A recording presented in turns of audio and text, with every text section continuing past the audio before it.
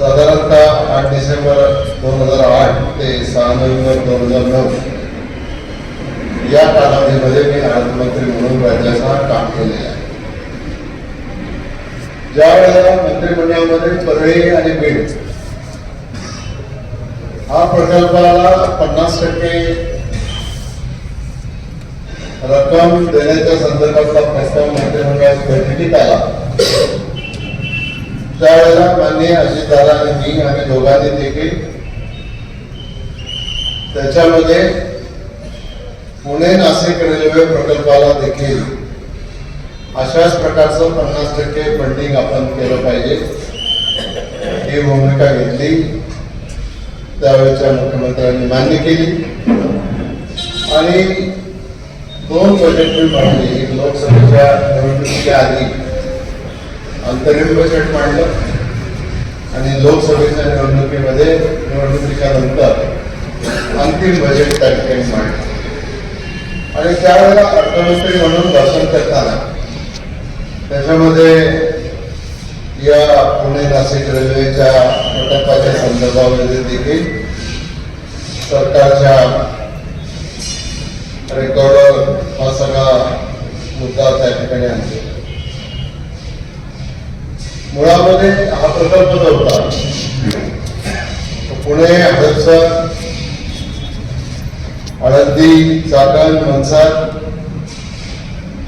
नारायणगाव संगमनेर सिन्नर आणि नाशिक असा हा प्रकल्प होता. पण आता त्याचा उल्लेख शिवाजीरावांनी केला. आता नवीन रेल्वे मंत्र्यांनी जीएमआरटीचं कारण सांगून या प्रकल्पाचा मार्ग बदलण्याचं ठरवलेलं आहे आणि त्याच्यामध्ये पुणे सातारा अहिल्यानगर शिर्डी कुलतांबा निंबळक आणि नाशिक रोड असा नवीन हा मार्ग निश्चित केलेला आहे. भागातून दुसऱ्या भागामध्ये त्या ठिकाणी गेल्यानंतर आपल्याला या प्रकल्पापासून आणि या प्रकल्पाच्या माध्यमातून या परिसरामध्ये जी येणारी समृद्धी आहे, होणारी प्रगती आहे, त्या प्रगतीपासून वंचित त्या ठिकाणी राहायला लागणार. आणि म्हणून या प्रकल्पाच्या संदर्भामध्ये मला माहिती डीपीआर तयार झालेला आहे, सबमिट झालेला आहे आणि तो जर पुढे गेला तर कायमच आपल्याला या प्रकल्पापासून वंचित राहावं लागेल. आणि म्हणून कुठलाही पक्ष, कुठलंही राजकारण, कुठल्याही गोष्टी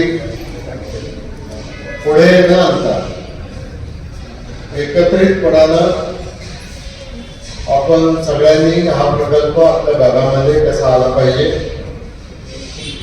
मूळ प्रकल्पाचा जो डीपीआर होता, जो आराखडा होता, त्याच्याप्रमाणेच हा प्रकल्प झाला पाहिजे, जेणेकरून प्रवाशांची पण वाहतूक होईल, 2 तासात पुण्यावरून नाशिकला पोहोचता येईल आणि शेतीचा सुद्धा माल हा जलद गतीनं मार्केटपर्यंत कसा पोहोचेल ही गोष्ट त्याच्या आपल्या सगळ्यांच्या दृष्टीने महत्वाची आहे. आणि म्हणून आपल्याला आज इथं बोलवलंय.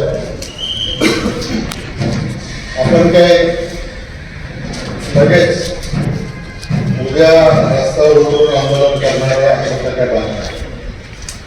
याच्या संदर्भामध्ये राज्याचे माननीय मुख्यमंत्री देवेंद्रजी फडणवीस, राज्याचे उपमुख्यमंत्री माननीय अजितदादा, दुसरे उपमुख्यमंत्री माननीय नक्की करून भेट घेऊन त्यांच्याबरोबर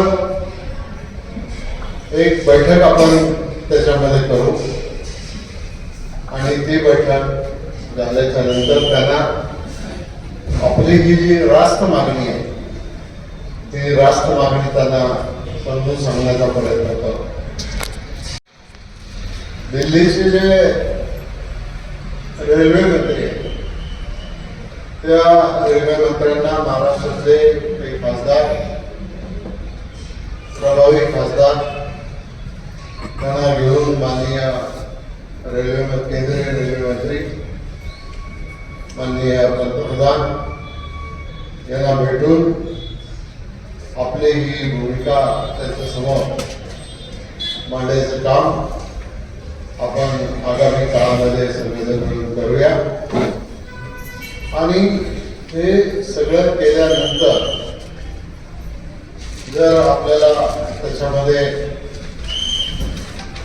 आवश्यक त्या गोष्टी जर उपलब्ध झाल्या नाही तर मग नंतर काय करायचं. मग आंदोलन हा एक मार्ग आहे, बाकीचे अनेक मार्ग आहेत. त्या मार्गाची अंमलबजावणी त्या ठिकाणी करून आपल्याला या प्रकल्पासाठी शेवटपर्यंत लढा द्यायचा आहे.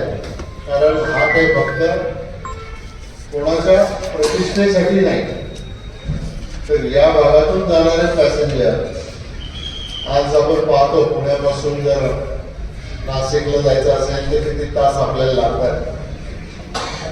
वाहतुकीमुळं काय झालं, समृद्धी महामार्गामुळे किती जलद प्रकृती आलेली आहे, पण आपल्याला सिग्नललाच खाली उतरावं लागतं. आणि सिग्नल पासून म्हणजे समजा नागपूरहून येताना किंवा मुंबई त्या मार्गाने येताना सिग्नलहून खाली उतरून आपल्याला इकडे यावं लागतं.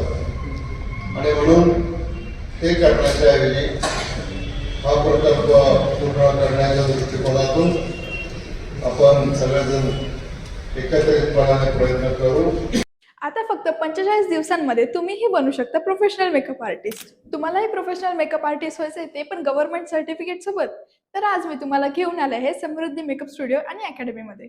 इथे तुम्हाला professional makeup classes, bridal makeup service आणि संपूर्ण मंचरमध्ये तुम्हाला इथेच मिळणार आहे गव्हर्नमेंट सर्टिफाईड कोर्स. इथे तुम्हाला लागणारे डेली मटेरियल अगदी ब्रश पासून सर्व काही पुरवण्यात येणार आहे. तसंच सर्व मशिनरी व प्रीमियम क्वालिटी प्रोडक्ट्स तुम्हाला इथे प्रॅक्टिससाठी दिले जाणार आहेत. आणि स्पेशल ऍडव्हान्स हेअर शिकण्यासाठी डमी आणि सोबतच पूर्ण कोर्स साठी लागणारी वॅनिटी सुद्धा इथे आपल्याला फ्री मिळणार आहे. मेकअप क्लासेस मध्ये तुम्हाला 3D makeup, HD makeup, air brush, skin knowledge, product knowledge सोबतच स्किन टाईप नुसार प्रॉब्लेमॅटिक स्किन वरती सुद्धा मेकअप कसा करायचा तेही शिकवले जाणार आहे. यांची प्रत्येक बॅच 45 दिवसाच्या कालावधीची असून पिगमेंटेशन, डस्की आणि ऑइली स्किन सारख्या प्रॉब्लेमॅटिक स्किन वरती तुमचे प्रॅक्टिकल घेण्यात येणार आहे. या आहेत स्टुडिओचे owner Mrs Sunita Erande ma'am. आतापर्यंतच्या यांच्या 10 बॅचेस सक्सेसफुल झालेल्या आहेत आणि ह्या स्वतः 15 वर्षांपासून या फील्डमध्ये कार्यरत आहे. त्यासोबतच यांची नवीन बॅच 3 डिसेंबरला चालू होत आहे. तर अधिक माहितीसाठी खालील दिलेल्या नंबरवरती कॉल करा आणि आजच आपले ऍडमिशन बुक करा. यांचा पत्ता मंचर बस स्टँड समोर कावेंजली फॅशन ज्वेलरीच्या वरती 2nd फ्लोअर.